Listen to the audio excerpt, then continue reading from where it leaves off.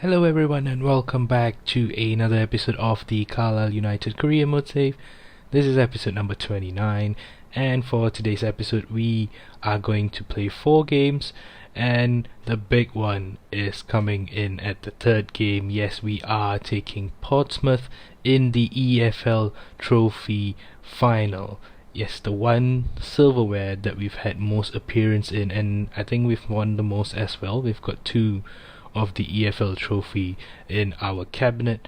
But the reason why I kept going back and forth on the calendar earlier was because we are playing Portsmouth a day after we take on Bristol Rovers, which is ridiculous. I really hope that we are not going to be facing such things in FIFA 22. I really hope that they have sorted those kind of things out.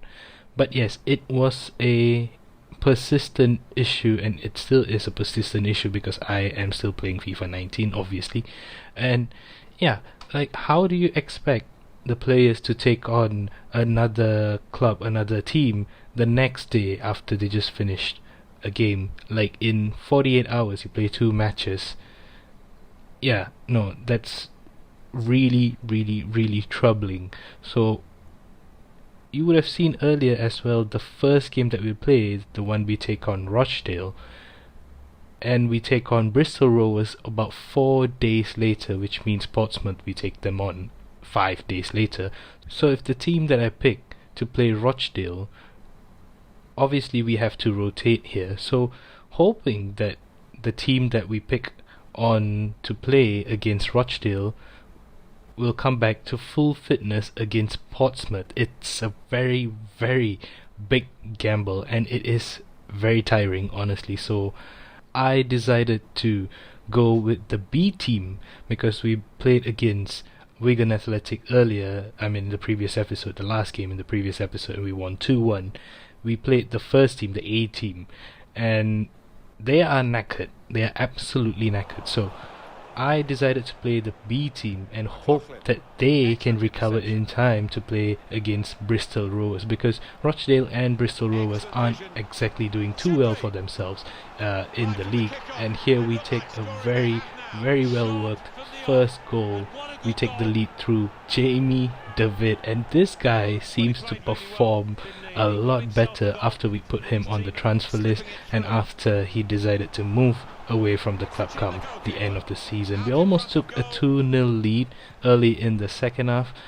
Pereira tried to chip the goalkeeper, but it was a little too low and the goalkeeper managed to get his body in the way.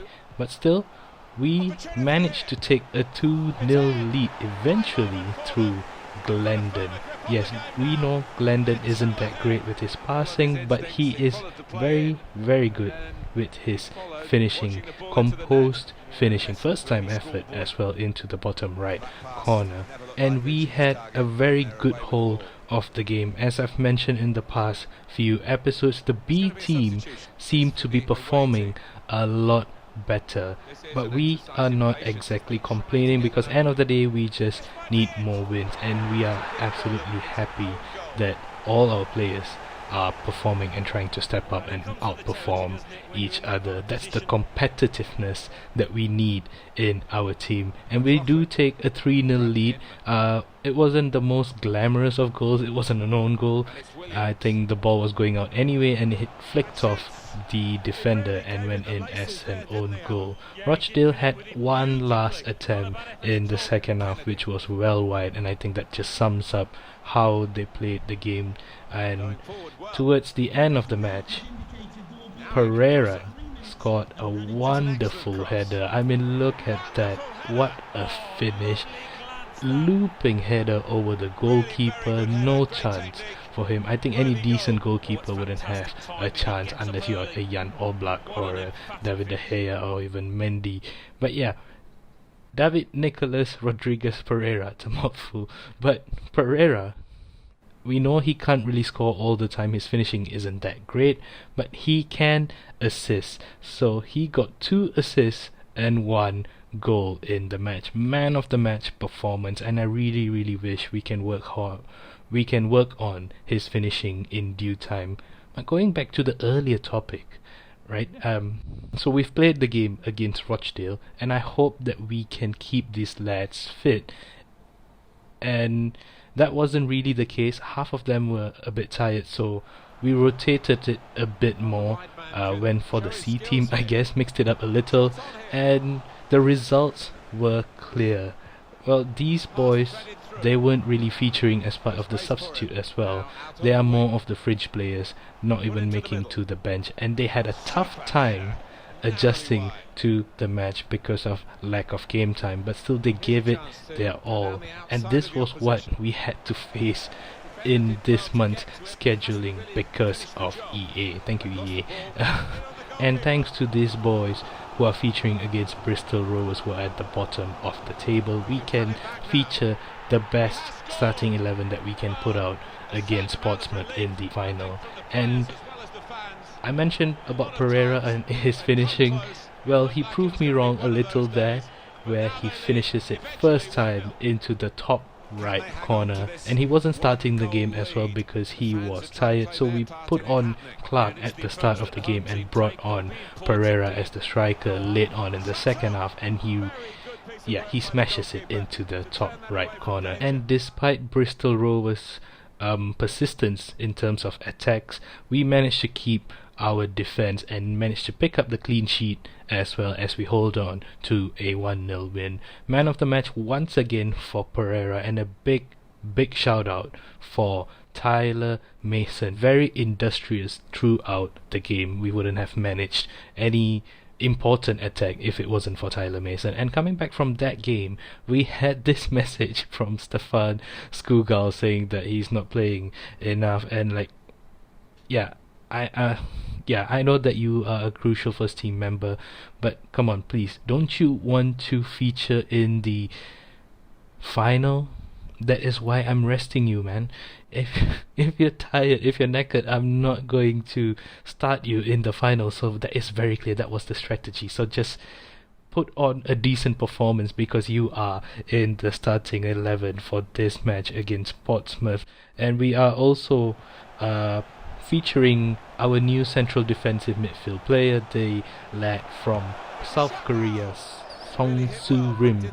And despite having a 55 overall, I think he has potential to be special, as I should have crossed this ball. I should have passed it to Ryan Brewster. Instead, I took it on with Oscar Mason. If I did that, we would have gone 1-0 into the break.